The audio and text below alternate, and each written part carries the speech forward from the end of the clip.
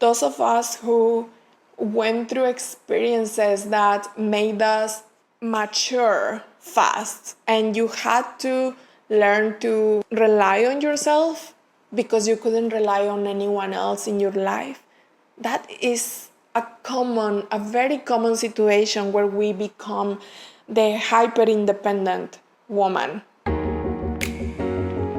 Welcome to the Deeper Please podcast. I'm Eliza, dating and intimacy coach, Mexican medicine woman, and feminine and masculine energy expert.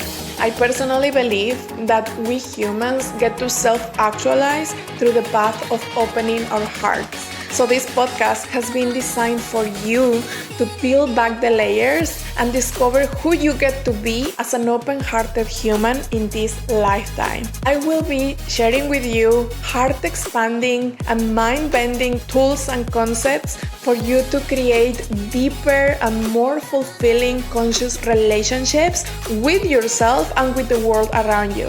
So with that said, open your heart, turn the volume up, and let's go deeper. Welcome back to another episode of the Deeper Please podcast. I am so excited that you are here today for this episode on feminine shadows and dysfunctional patterns.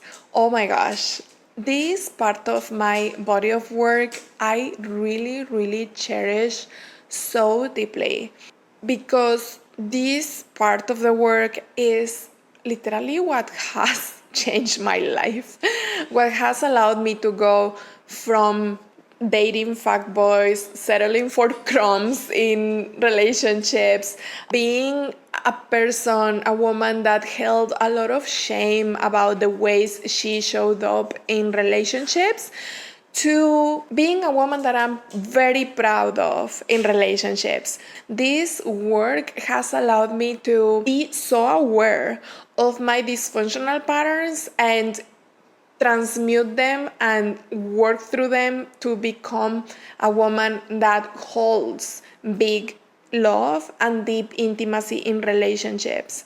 And not only that area of my life has been impacted by this work, but also my purpose and my business have been highly impacted by shadow work and pattern work and identity work. So I am very excited to share some of it with you. And I say some because we could talk about this for days and days and days. It is my highest intention that in this episode you really walk away with a deeper understanding of the subconscious patterns, the subconscious shadows of your feminine that are holding you back. And with this deeper understanding, you will feel more equipped and you will have more tools to work through them so you can reclaim the power that is hidden underneath this. That's the thing about shadows, right? That they really hold a piece of ourselves. They hold a piece of our power. And I really hope that you walk away with this clarity and being like, oh my gosh, now I know, I am aware of this pattern and I'm ready to work through it.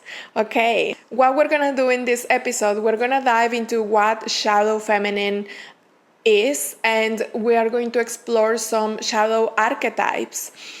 And then we're gonna talk about the dysfunctional patterns from these archetypes and what they look like in love, in relationships, in purpose. Then after that, we're going to talk about some main and important parts of doing shadow work. And I just want to preface that this is not your typical shadow work training. There will be parts of this work that I wish I knew before, and now I'm bringing them to you. So what are shadows? What's the shadow feminine? So shadow is any repressed, suppressed, rejected, or denied part of you. That is the simple and clear definition of shadow. We all have a shadow self and a shadow identity, and it is called shadow because it is in our subconscious. It is working at an unconscious level. Now, The thing that I want you to know about shadows is that they create the patterns and the protective mechanisms to meet needs that you didn't know how to meet in a healthy way. So the shadow creates this unhealthy or dysfunctional way or mechanisms to meet your needs. So for example, as a child, I remember being so praised for being an A student. So I created this idea that me being good in school equaled being loved because I was so praised by it. So in that belief, I also created the idea that if I was not good in school or if I was like having too much fun, it wasn't good because I wasn't gonna be loved. I wasn't going to be as accepted. So my belief was always that if you are good, if you get good grades, you are going to be loved. That is the way that my little young self made sense of this dynamic. Now, of course, it is good to like be a good student and learn. However, in my case, this is a dysfunctional way because I was deeply connecting how good I was with my achievements at school and love. That is where the dysfunctional pattern is, because now growing up as an adult, ask me how much I've had to work through my perfectionism, because there is this deep belief ingrained in me that achieving and accomplishing things will give me love and acceptance. So the work here has been really untangling that belief. It has been really about, okay, my worthiness to be loved and accepted doesn't have to do anything with how much I achieve or accomplish or get done or how good I am at things. So I hope that example makes sense. Now, let's go into shadow archetypes, okay? What I really want to say first is that the shadow archetypes are not for you to just put yourself in a box and be like, oh, I'm this archetype, I'm in this shadow in my relationships, I am in this shadow in my business, that's who I am, and this is me in the box. No. Please, let's ditch that, okay? This is more for you to understand how your patterns and your shadows play out and how, in which ways they might be holding you back in your business or in your relationships. And that way you have more awareness and you can work through this and reclaim the power that this part of you or this pattern is holding. So we have 4 archetypes. There are more, but I have 4 that are the most common that I see in feminine beings in relationships and business. The first one is the princess. This energy is when we are, I just want to be safe. I don't want to do anything, and I feel like the princess in the highest tower of the castle, and I'm just waiting here for my prince to save me. And we play this energy in relationship, we play it with God, we play it with men, we play it with money. The interesting part about the shadow that is the princess and that wants to be saved, I believe it's created from the version of ourselves that actually needed to be protected in the past, that actually was a victim. But because this part of ourselves wasn't acknowledged or loved or actually taken care of, then we keep it in our psyche, we keep it inside ourselves as this part of ourselves that still is crying for protection and attention. Maybe you know this part of my journey, maybe not, but I come from complex trauma, sexual abuse in childhood. So there is a version of me in the past that needed to be actually saved and protected, and she wasn't. So what happened is that in my life, like growing up, because that part of my trauma, that part of me wasn't resolved, what created is I played the victim in other areas of my life, especially with men. I wanted a man to come and save me, especially through money and protection and providership. I mean, there is nothing wrong with wanting providership and protection from a man. Actually, the divine masculine wants to give you that. The problem is when we feel disempowered. The problem is when we forget that you are powerful as fuck and that you don't need to be saved, that you are the one that is meant to save yourself. So untangling all of these energies and these beliefs, it takes intentional work, right? For me, it has been really recognizing that there was a part of me that actually needed to be saved. My job has been reparenting that part of me that needed protection and that needed saved. And from this place, I can receive from money, from God, from men in relationships, but from a place of I am open, I am soft, but not because I need it, not because I am in this disempowered space. There is a difference, you feel me? So if at any point you are forgetting that you are powerful and that you get to do your part in your business or in your relationship, that is when you get to work on this shadow and these patterns. So I just want to clarify that for each of these archetypes, there is a healthy version of this. For instance, for this, the princess or the damsel in distress, the healthy version of this is being in your feminine, it's being soft, it's being open to receive help, it's being open to receive support, and knowing that you get to receive from God, from the divine masculine, from men, from your business, and it's safe to receive, it's safe to be open, but you are not trying to get that because you cannot give it to yourself. You meet your own needs, and also you allow the blessings from the universe. You allow help and support from the people around you, from your partner, from your business. You allow God and money to support you. Does that make sense? So there is always a healthy version and the dysfunctional version. To identify the difference, you need to be willing and very devoted to truth.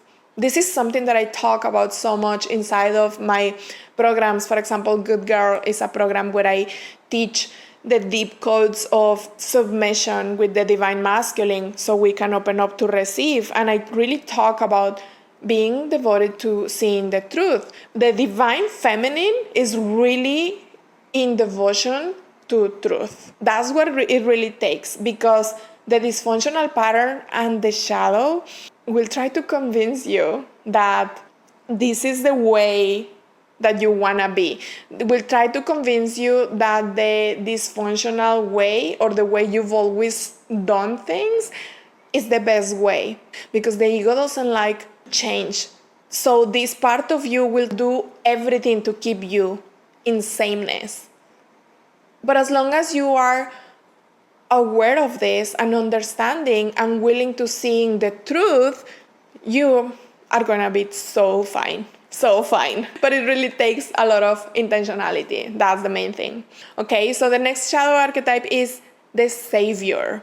So the Saviour is when we are in this energy of trying to save people. It's like the flip side of the coin from being the princess or the damsel in distress. And here is the thing, not because you have some characteristics of one, you cannot have the other one. Actually, for me, I'm just being completely transparent and vulnerable with you. For me, these archetypes have showed up in different areas of my life. They flip, they switch.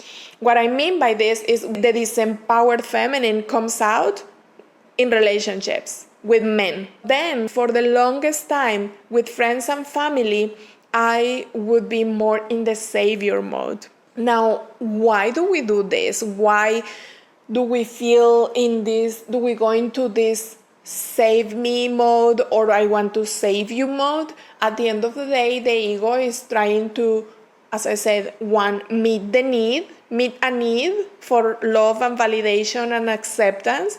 And two, is trying to give itself a sense of importance and relevance. So I'm saying this because that way you can ask yourself, am I doing this just to give myself a sense of importance? Am I doing this because I am looking for validation and approval? That's a really good question to ask yourself in your relationships. So you know where you're coming from. So you know if you're coming from a place of dysfunctionality or from a place of heart and consciousness. So with the Saviour archetype, in our relationships, in romantic relationships, this is when we try to be the mommy, the teacher, the coach. Of course, inside of a healthy relationship, there are parts of teaching each other and learning from each other and modeling beautiful things for each other and the growth together that is natural in a healthy relationship. However, it becomes a shadow when you are in this mode of I want to save you and I want to teach you, and maybe a part of me says that I want to save you because I care about you, but deep down the main intention is to give myself importance and relevance.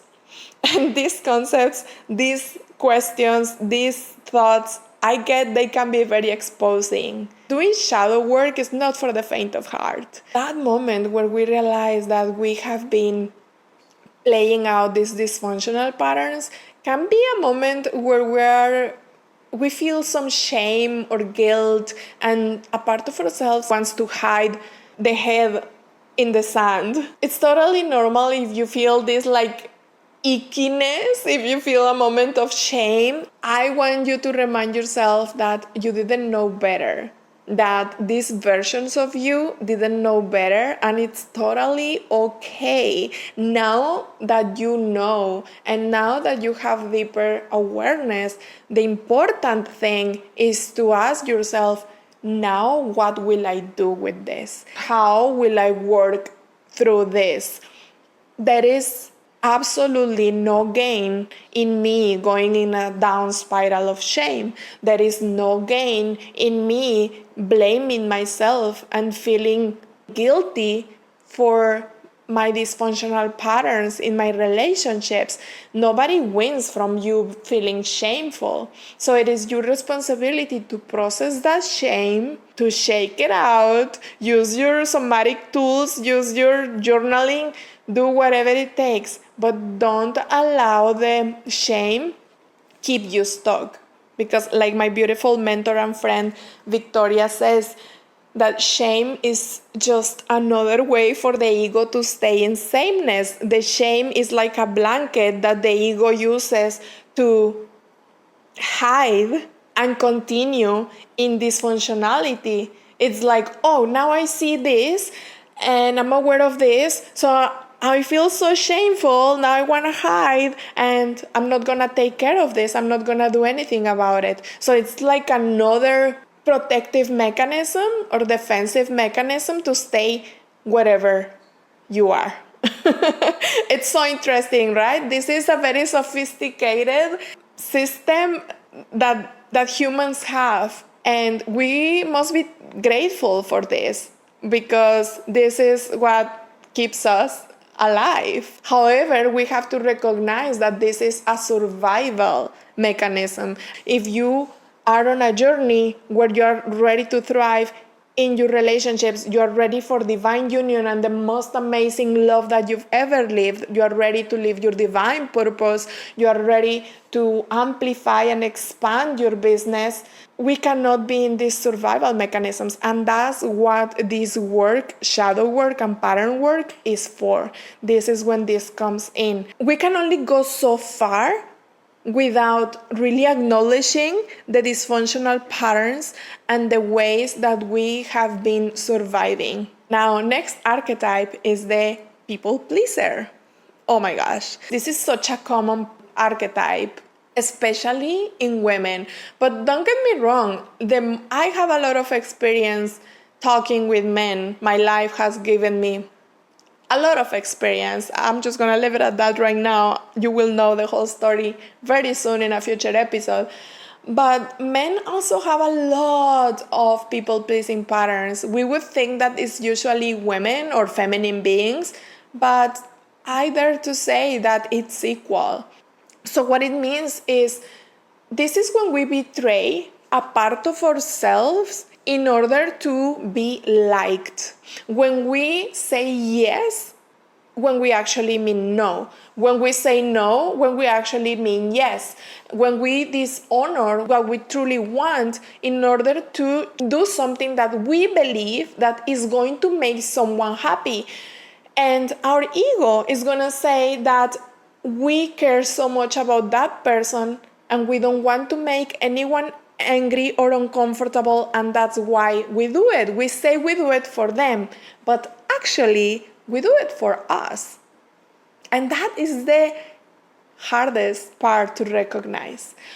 Being a people pleaser, your mind will always say that you do it because you're a good person. And I don't doubt you're a good person. This has nothing to do with being good or bad. But the truth is that when we people please, it's because we don't want to be in the discomfort of honoring ourselves. If we are not used to honoring our truth, our needs in a healthy way, if we never learn that in our lives, what we learn to do is to betray our need because we don't want to be in the discomfort of saying no. We don't want the discomfort of holding a boundary.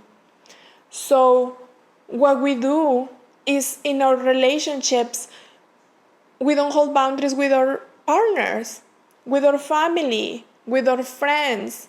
We avoid holding those boundaries, and then inside of ourselves we accumulate resentment and we accumulate this pain for self-abandoning.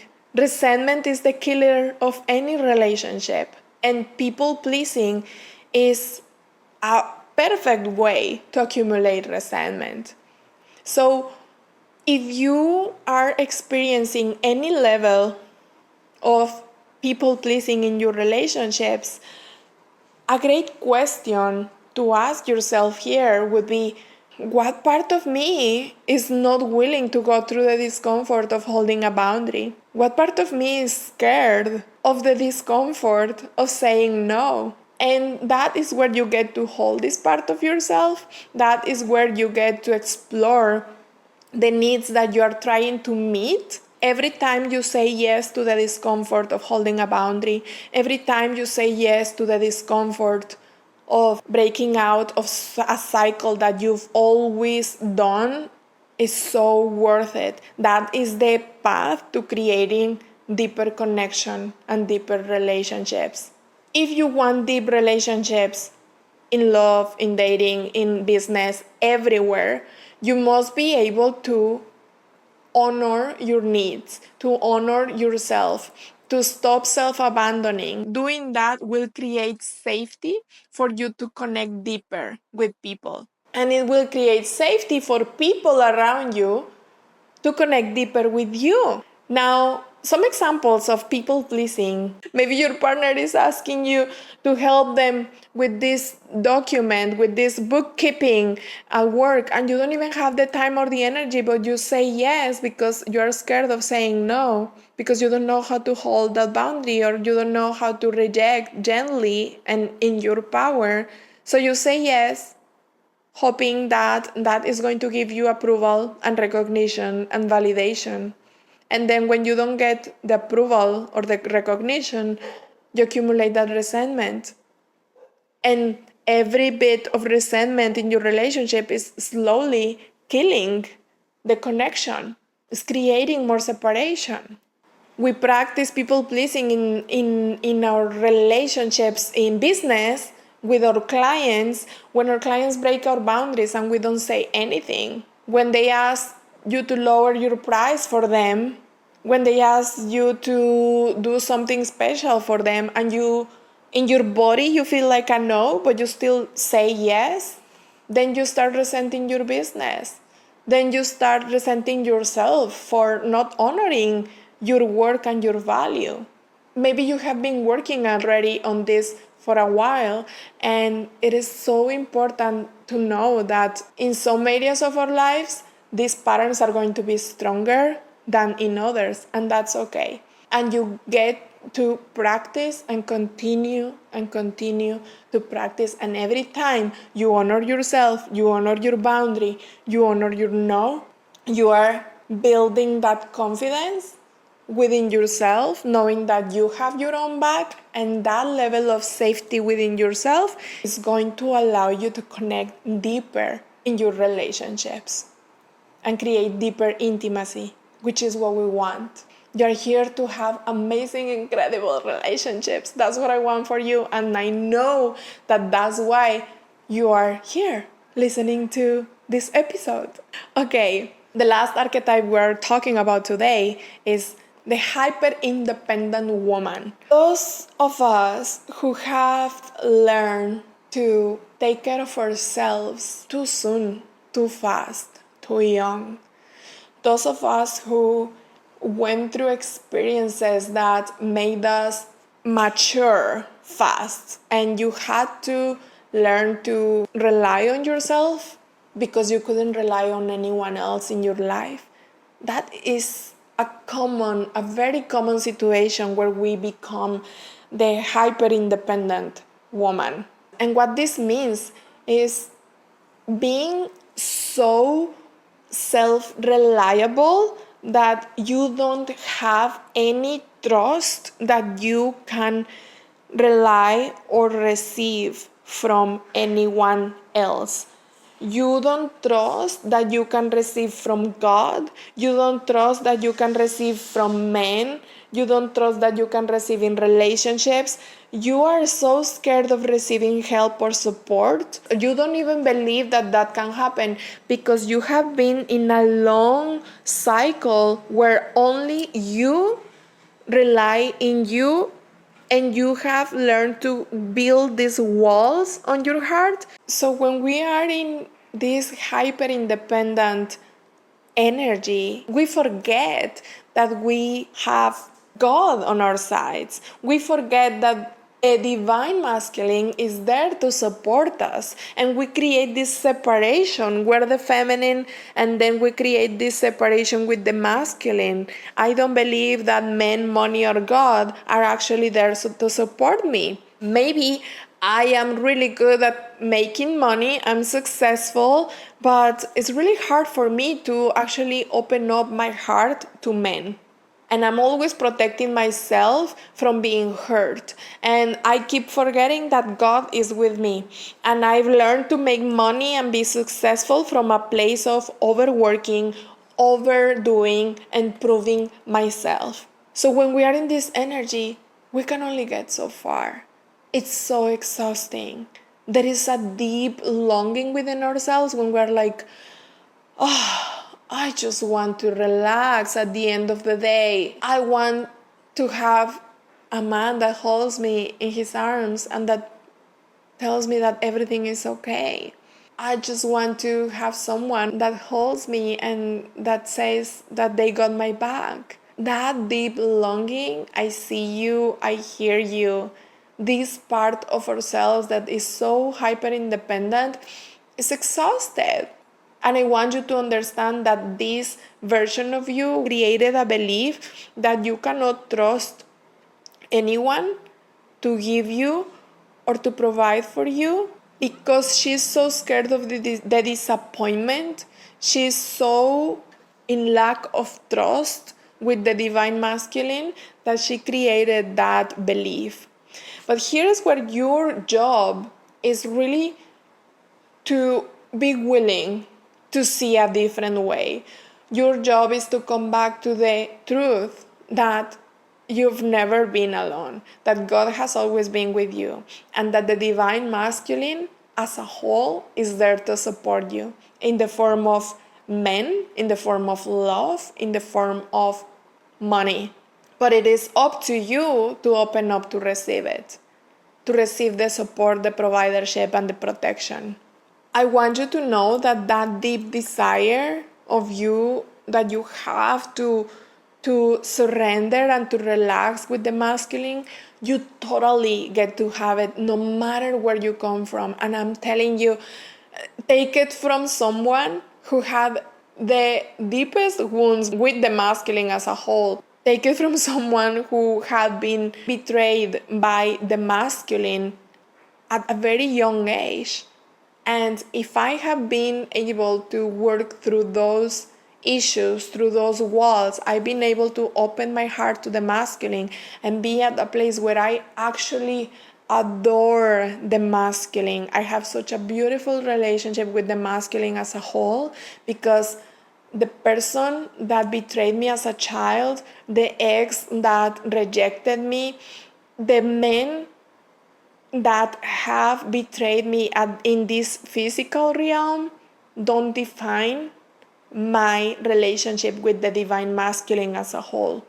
So it has been my responsibility to work through those pains and to melt the walls in my heart so I can be at this place where I can fully trust the divine masculine, where I can trust God, where I can trust money, where I can trust myself. Now, I want you to know that the parts of you that maybe are in these dysfunctional patterns, these parts of you have gotten you really far and have given you so much. I really thank my hyper-independent woman for being so freaking brave. She has gotten me so far, even if it came from a place of dysfunctionality and pain. She got me really far. This is the part of me that was like, I don't care. I'm going to show the people around me that I can do things by myself. However, now it has been my work and my job to understand that if I want to thrive and if I want to create the big vision that God has for me, if I want to go after that big, beautiful divine purpose and divine union, it cannot come from that place. It has to come from a place of love and heart and deep union with the divine masculine, not from a place of hyper-independence. And that is where we get to find ourselves in the middle point, where I have been doing my life and my relationships and my business in this way, and it has gotten me so far, this far, amazing. Now, in order to thrive, in order to go for the divine big vision, I get to change. There has to be some shifts in my identity. There are dysfunctional patterns that have to go. And not because I have to prove something, but because that is my journey of self-actualization, the journey of creating your big vision, co-creating with God. That is your mission and why you are here in this lifetime. Now, I want to share with you some really important parts to move through this work, healing your shadows, working through your dysfunctional patterns. I've been practicing shadow work for years and years, and there are some important pieces that I wish I had known before, that I wasn't taught before, and I want to share them with you now. So the first one is that you don't need to demonize your shadow. Something that I see time and time again when women come to my world and then they start realizing, oh, I've been in this shadow in my relationship, I've been in princess in my business, I've been in victimhood mode with God. And they start kind of demonizing this part of themselves. And the first thing they say is, how do I get rid of this? This is a bad part of me. And I want you to understand that this is not a bad part of you. Instead of going into this mode of, how do I get rid of this? I want you to go into mode, how can I understand this part of me better? And this takes creating intimacy with this part of yourself. Intimacy will allow you to understand her. Remember, she has been operating and playing out in your life for years, maybe decades. So every time that she comes out, if you have a deep understanding of what she needs, you are going to be able to meet the need in a healthy way. And that is the core of this work. Learning to get your needs met in a healthy way, rather than doing it in the dysfunctional pattern. So now the second point that I want to share is you need 3 main things to work through this. The first one is devotion. Devotion is the energy that you need, that willingness to always see the truth, to see where you are manipulating, where you are trying to control things, where you are not acting in alignment with your heart. Because here's the thing, when we are acting from shadow and from pattern, we can convince ourselves. Our mind will tell us so many things to convince ourselves that the pattern is the truth. So you have to be in that deep devotion to see the truth with capital T, to see what is actually in service with God, love, and purpose. So the second thing that you really need for this work is radical responsibility. This is literally the work of growing up. Because the ego loves blaming someone. I could be blaming my parents. I could be blaming everyone around me, my family, society, patriarchy. I could blame so many things or so many people if I wanted to stay small and not grow. But I choose to take responsibility for myself. And that is the invitation that you have in this work. Take responsibility for your shadow, your patterns, your trauma. What happened to you in the past is not your responsibility, but your healing is your responsibility. That is your choice. The third thing is accountability. Take accountability, take ownership for your dysfunctional patterns in your relationships, in your business.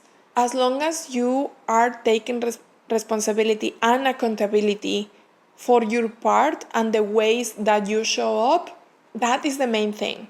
But we cannot create conscious relationships and divine purpose if we are not willing to take ownership of our part in it. Remember, you are the common denominator in every single one of your relationships. So take ownership of your part. This is crucial in this work. Okay, my loves, I really hope that you enjoyed this episode. I am so excited for you to continue diving deeper into this work, for you to share your insights with me. Feel free to DM me and let me know if this resonated with you, if this episode has left you with something inside of you activated. And if you want to dive deeper into shadow work, pattern work, and identity work, I have options for you. We have Devoted, which is a Telegram program. And this is a small program for you to have a deeper introduction about the shadow archetypes and how to navigate the shadow work and identity work to improve your relationships and business. And also, if you want to go deeper and you want to be guided by me step by step in the journey and hold you accountable and to a high standard during this work, we have the Devotion Mastermind or my private coaching. So you're always welcome to reach out in my DMs on Instagram. And yeah, you can always ask for the information you need to find out which is the best option for you. Okay, my loves, thank you so much for being here. Mwah! I love you so much and see you next time. Thank you for tuning in to another episode of the Deeper Please podcast. Don't forget to check the show notes for ways to go even deeper. Remember to share this episode with someone you love. And if you feel like sharing with me how this podcast is impacting your life and relationships, feel free to slide into my inbox at I am Eliza V on Instagram. Stay open, stay wild, and see you next time.